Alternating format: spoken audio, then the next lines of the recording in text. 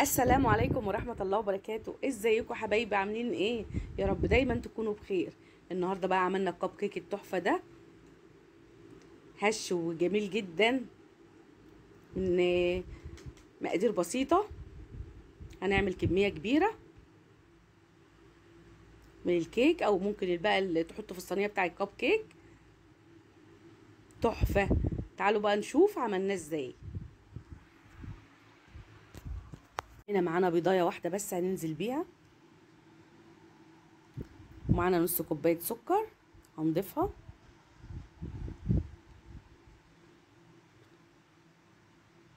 وهنا معانا ربع كوباية زيت هنضيفها برضو. مكونات بسيطة جدا، هنضربهم بقى كويس مع بعض.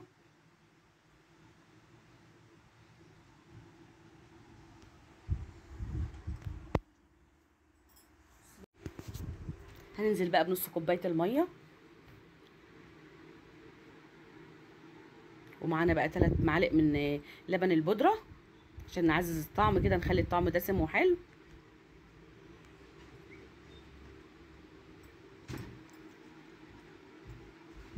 وهنا رشة كده ملح صغيرة، وهنضيف بقى معلقة الفانيليا، معلقة صغيرة فانيليا، وهنضربهم كويس.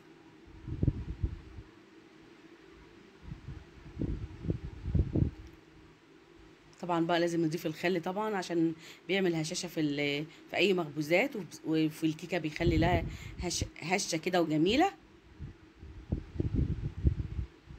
هنضيف بقى معلقة خل كده صغيرة، ونضربهم كويس.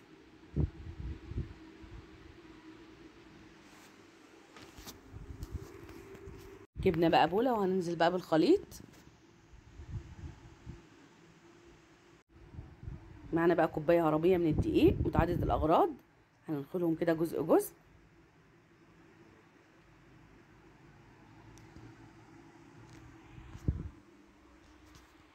ونضيف بقى معلقة كبيرة من البيكنج باودر، وندخلها كده مع الدقيق.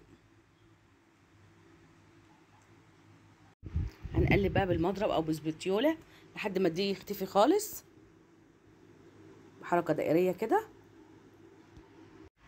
كده بقى خلاص خلصنا بقى الخليط كده، عملناه. محضرين بقى القالب بتاع الكب كيك. ممكن تحطوا برضو في صينية، مش لازم تكون بتاع الكب كيك.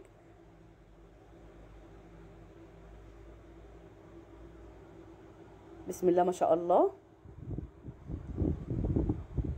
هتعمل لنا كمية حلوة.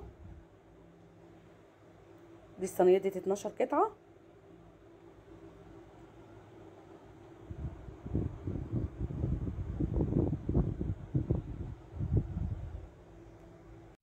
طبعا انا حبيت احط بقى في الطاجن الفخار الصغير ده عشان اجربه كده في الكيك. طبعا هنحطهم بقى في فرن يكون سخن في الرف الوسطاني في درجة حرارة 180 درجة. هيقعدوا نص ساعة ونرجع لكم. كده خلاص خرجناهم بقى من الفرن. بسم الله ما شاء الله، تحفة. من بيضة واحدة عملنا الكمية دي كلها، وكوباية دقيق. حاجة جميلة جدا.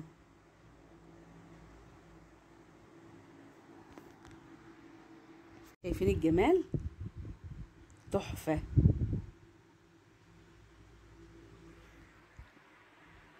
اجمل كب كيك. بسم الله ما شاء الله، هش وجميل. ارتفاع عالي ازاي، جميل جدا.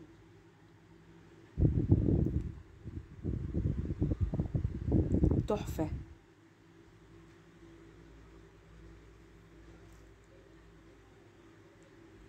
مع كوباية شاي بقى كده بحليب، حاجة جميلة قوي.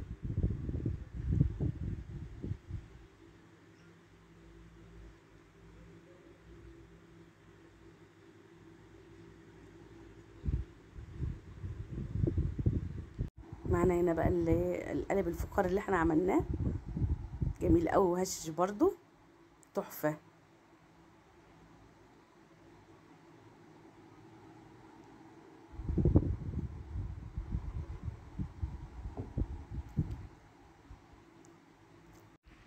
يا رب الفيديو يعجبكم يا حبايبي. اشتركوا بقى في القناة وفعلوا الجرس واعملوا لايك للفيديو فضلا وليس امرا. والسلام عليكم.